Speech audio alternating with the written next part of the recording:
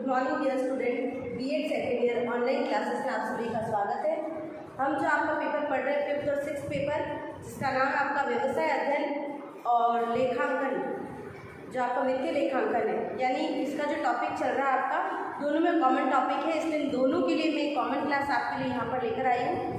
और उसमें हमारा जो टॉपिक आज का रहेगा वो है पाठ्य पुस्तक, यानी कि पाठ्य पुस्तक क्या होती है। जैसा कि आपको पहले भी पता है, हम जो ये यूनिट पढ़ रहे हैं ये पहली यूनिट है और इस यूनिट का नाम है आपका, यहाँ पर मैंने लिख भी दिया, व्यवसाय अध्ययन पाठ्यक्रम एवं पाठ्य पुस्तक। तो उसी तरह से वित्तीय लेखांकन में पाठ्यक्रम एवं पाठ्य पुस्तक, तो लगभग जो चीज़ें आपकी पेडागोजी में जो चलेगी वो सेम चल रही है। जैसे पाठ्यक्रम का अर्थ, पाठ्यक्रम की परिभाषा, उसको संचित करने की इकाई, उसका निर्माण करने के जो सिद्धांत हैं, उसके अलावा जो पाठ्य पुस्तक है, पाठ्य पुस्तक का अर्थ या पाठ्य पुस्तक की आलोचनात्मक टिप्पणी या पाठ्य पुस्तक का चयन प्राथमिक स्तर पर, उच्च प्राथमिक स्तर पर, तो ये लगभग आपके दोनों विषयों के अंदर जो टॉपिक है वो कॉमन चलेंगे। तो दोनों विषयों के लिए आपकी एक कॉमन क्लास है, जिसमें आज का जो हमारा सब्जेक्ट रहेगा वो है पाठ्य पुस्तक का अर्थ एवं परिभाषा। पाठ्य पुस्तक आप सभी ने देखी है, देखने मात्र से आप उसका जो एक अर्थ में, एक शब्द में आप बता सकते हैं। तो आप क्या कहेंगे कि पाठ्य पुस्तक है क्या? आपने पाठ्य पुस्तक देखी है जिसमें कवर होते हैं, पेजेस होते हैं, जिसमें से देखकर आप पढ़ते हैं। तो जनरल हम उसको इंग्लिश में हम बोलेंगे टेक्स्ट बुक, और हिंदी में हम उसको बोलते हैं पाठ्य पुस्तक। तो पाठ्य पुस्तक, पाठ्य पुस्तक, इसमें दो शब्द है, पाठ्य यानी कि पढ़ने योग्य, पुस्तक यानी पत्र, जो पन्ने होते हैं, तो पढ़ने योग्य जो वस्तुएं होती है उनको क्रमबद्ध रूप से एक विषय के रूप में संचित करना ही हमारा पाठ्य पुस्तक कहलाता है। तो पाठ्य पुस्तक जो है वो मैं आपको बताना चाहूँगी कि शिक्षण प्रक्रिया का एक महत्वपूर्ण अंग है। महत्वपूर्ण अंग क्यों है? क्योंकि पाठ्य पुस्तक के बिना हम पढ़ने की कल्पना भी नहीं कर सकते। मान लीजिए अभी हाल ही में आपका पेपर हुआ था रीट का, रीट के एग्जाम में अपियर होने वाले स्टूडेंट्स को सभी को पता होगा कि रीट क्या है। तो आपको पता चल गया कि एक एक्स्ट्रा एग्जाम है, कंपटीशन एग्जाम, पर उसमें आपको पढ़ना क्या है, क्योंकि पढ़ने के विषय तो बहुत सारे, जब तक आपको ये नहीं पता होगा कि आपको पढ़ना क्या है तो आपको समझ में नहीं आएगी, कोई दिशा निर्देश नहीं मिलेंगे। तो पाठ्य पुस्तक क्या होती है? हमें दिशा निर्देश देती है कि हमें किस समय पर और क्या पढ़ना है और किस प्रकार से पढ़ना है। मान लीजिए आप रीट का एग्जाम दे रहे थे, रीट के एग्जाम में आपका सब्जेक्ट एसएस है, तो एसएस के लिए आपके लिए जो पुस्तकें दी गई है 6 to 8, यानी आपको पता है कि आपको 6 से लेके 8वीं तक की कक्षाओं की जो पाठ्य पुस्तक है उसको पढ़ना है। यदि आपको पता ही ना हो क्या पढ़ना हो तो आप किस प्रकार से पढ़ेंगे, कौन सी पुस्तक पढ़ेंगे? तो पुस्तकें जो है वो शिक्षक और शिक्षार्थी, यानी कि टीचर और स्टूडेंट दोनों का पथ प्रदर्शन करती है, यानी कि मार्ग प्रशस्त करती है। यानी कि जैसे कि आप मान लीजिए आपको कहीं पर जाना, अपने गंतव्य स्थान तक पहुंचना है और आपको ये नहीं पता है कि आपको कहाँ, वहाँ जैसे मान लीजिए आपको अजमेर जाना है, आपको अच्छे से पता है कि मुझे अजमेर मेरा लक्ष्य है, मुझे अजमेर तक पहुँचना है, पर अजमेर तक पहुँचाने वाला जो आपका साधन होगा वो क्या होगा? बस हो सकती है, ट्रेन हो सकती है, कार हो सकती है। तो जिस प्रकार से आपको आपके गंतव्य स्थान तक पहुंचाने के लिए बस, ट्रेन और कार जो भूमिका निभाती है, उसी प्रकार से शिक्षण कार्य में आपको आपके लक्ष्य तक पहुंचाने का जो कार्य करती है वो पाठ्य पुस्तक करती है। तो पाठ्य पुस्तक का अर्थ आपको समझ में आ गया, यानी शिक्षक और शिक्षार्थी दोनों के लिए साधन के रूप में कार्य करती है। और एक ये साधन होता है जिसके अंतर्गत आपको क्या पढ़ना है, किस प्रकार से पढ़ना है, क्या क्या चीज़ें आपको पढ़नी है, उसका संपूर्ण ब्यौरा उसमें दिया जाता है। तो इसको हम कह सकते हैं कि जो हमारी शिक्षण प्रणाली का ये अभिन्न अंग है। इसके लिए प्रोफेसर किटिंग ने कहा है कि पाठ्य पुस्तक क्या है? पाठ्य पुस्तक शिक्षण सामग्री का आधा अंग है। पाठ्य पुस्तक शिक्षण सामग्री का आधा अंग है। मैं आपको समझाने के लिए इसलिए बोली क्योंकि जब तक आपको पाठ्य पुस्तक क्या है ये समझ में नहीं आएगा, आपका कॉन्सेप्ट क्लियर नहीं होगा, तो आप इससे रिलेटेड कोई भी क्वेश्चन को सॉल्व नहीं कर पाएंगे। तो उसके लिए आपको फिर से डेफिनेशन दे रही जो प्रोफेसर किटिंग ने दी कि पाठ्य पुस्तक शिक्षण सामग्री का आधा अंग है। अब शिक्षण सामग्री से आपका क्या तात्पर्य है? वे सभी सामग्रियां जो आपके शिक्षण को सफल बनाती है, प्रभावी बनाती है, बोधगम्य बनाती है, वे सारी आपकी शिक्षण सामग्री कहलाती है। तो शिक्षण सामग्री में आपकी एक तो आती सामान्य और एक आती विशिष्ट सामग्री। तो सामान्य में जो जनरल हम यूज करते हैं, बोर्ड यूज कर रहे हैं, चौक यूज कर रहे हैं, डस्टर यूज कर रहे हैं, लपेट फलक यूज कर रहे हैं, तो ये सब हमारी क्या हो जाएगी। और पाठ्य पुस्तक जो हम यूज करें, ये सब हमारी शिक्षण सामग्री। उसके बाद में विशिष्ट आपकी होती है प्रोजेक्टर के माध्यम से पढ़ाना। टीचिंग एड को आपके अंदर चार्ट है, ग्लोब है, मानचित्र है, इन सभी को सम्मिलित करना आपकी विशिष्ट सामग्री कहलाती है। तो वे सभी सामग्रियां शिक्षण सामग्री का आधा अंग। तो शिक्षण सामग्री का आधा अंग कैसे हुआ? ये सभी सामग्रियां जो सामान्य में आती है, जो विशिष्ट में आती है, दोनों प्रकार की सामग्रियों को यदि हम कक्षा में उपयोग कर रहे हैं तो वे परिपूर्ण नहीं है जब तक कि आप पाठ्य पुस्तक का उपयोग अपने शिक्षण कार्य में नहीं करते। तो शिक्षण कार्य एक तरह से आपके शिक्षण सामग्री का आधा अंग इस प्रकार से होता है, जो मैंने आपको इस डेफिनेशन के माध्यम से समझाया।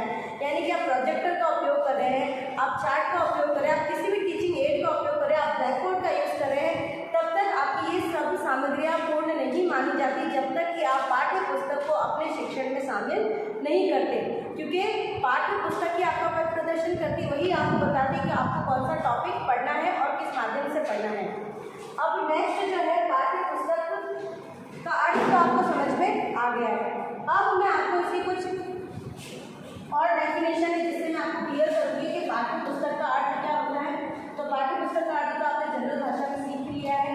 अब यदि आपको क्वेश्चन आता है पाठ्य पुस्तक का अर्थ स्पष्ट करते हुए परिभाषित कीजिए, तो अर्थ तो मैंने आपको एक्सप्लेन कर दिया। अब इसकी कुछ इंपॉर्टेंट जो मैंने लिखी वीआईपी आप समझते हो, वेरी इंपॉर्टेंट ये डेफिनेशन है व्याकरण के शब्दों में। यानी व्याकरण ने अपने शब्दों में पाठ्य पुस्तक को इस प्रकार से डिफाइन किया कि पाठ्य पुस्तक कक्षा कक्ष के प्रयोग के लिए निर्धारित की गई मानक पुस्तक है।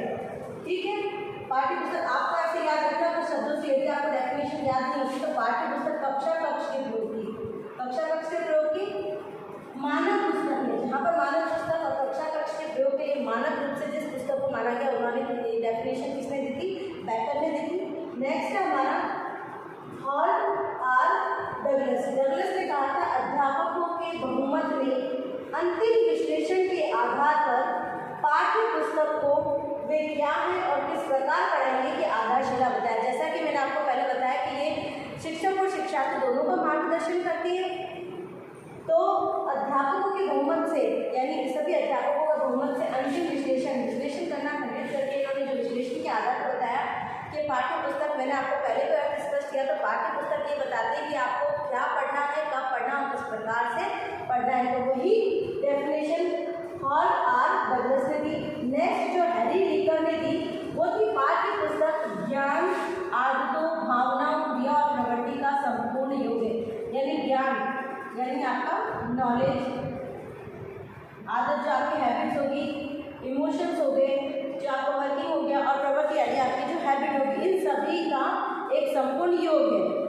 तो इन डेफिनेशन के आधार पर और पाठ्य पुस्तक के अर्थ के आधार पर हम इस निष्कर्ष पर पहुंचते हैं कि पाठ्य पुस्तक क्या है? पुस्तक के ज्ञान और अनुभवों का संचित करने का मुख्य साधन है। यानी कि बालकों के अंदर हम जो ज्ञान देते हैं या हम उनके जो भी अनुभव है, पाठ्य पुस्तकों के आधार पर जो उन्हें ज्ञान प्राप्त होता है, अनुभव, एक पाठ्य पुस्तक का निर्माण किया गया है। तो पाठ्य पुस्तक अनुभवों और ज्ञान का एक संचित क्या है? साधन है, संचित साधन है या फिर संचित ज्ञान का मुख्य आधार है। जो हम संचित ज्ञान करते हैं वो मुख्य आधार कहाँ पर होता है? शिक्षकों के अनुभव, विद्वानों के, शिक्षाविदों के अनुभव और उनके ज्ञान को संचित किया जाता है पाठ्य पुस्तक में। तो यानी उनके ज्ञानों को संचित करने का मुख्य आधार है पाठ्य पुस्तक। इन डेफिनेशन के आधार पर हम इस प्रकार से ये कह सकते हैं कि जो पुस्तकें होती हैं वो ज्ञान और अनुभवों को संचित करने का मुख्य साधन होती है। इसका मुख्य उद्देश्य जो होता है, जैसा कि यहाँ पर दिया, ज्ञान, आदत, भावनाओं और क्रिया प्रवृत्ति का योग। इसका मुख्य उद्देश्य क्या होता है? बालकों के ज्ञान का जो क्षेत्र है उसको विस्तार, ज्ञान क्षेत्र का विस्तार करना, अर्जित ज्ञान का व्यवहारिक जीवन में उपयोग करना, तो साथ ही साथ बोध शक्ति का निर्माण, निर्णय शक्ति को मजबूत बनाना और सर्वांगीण विकास को बल देता है। है, यानी कि विद्यार्थियों के ज्ञान के क्षेत्र को बढ़ाता है, ज्ञान क्षेत्र को बढ़ाता है। ज्ञान क्षेत्र के साथ दैनिक जीवन में जो व्यवहारिक चीज़ें हैं उस ज्ञान को डेवलप करता है, निर्णय शक्ति को बल देता है और सर्वांगीण विकास पर बल देता है। इस प्रकार से इन सभी आधारों पर मैं आपको एक और चीज़ के साथ समझाना चाहूँगी कि पाठ्य पुस्तक होती क्या है। पाठ्य पुस्तक शिक्षा रूपी समुद्र में, पाठ्य पुस्तक शिक्षा रूपी समुद्र में, यानी जो आपका शिक्षा है, जो शिक्षा का आधार है, जहाँ से आप एजुकेशन लेते हैं, वो उसको उपमा दी गई है एक समुद्र की।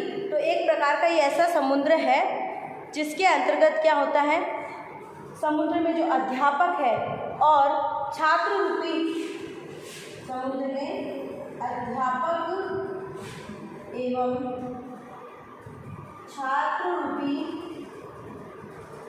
नाविकों का पथ प्रदर्शन प्रकाश स्तंभ की तरह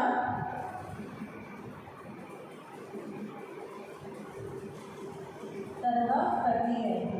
इससे आपको पाठ्य पुस्तक का अर्थ क्लियर हो जाएगा। पाठ्य पुस्तक शिक्षा रूपी समुद्र में, ये शिक्षा रूपी आपका समुद्र है, इसमें पाठ्य पुस्तक क्या करती है, ये अध्यापक है, ये स्टूडेंट है, ये अध्यापक और ये छात्र, तो इनका जो है समुद्र में ये दोनों नाविक है। इन दोनों नाविकों का ये जो प्रकाश है, ये यहाँ से प्रकाश जो नजर आ रहा है, ये आपकी पाठ्य पुस्तक है।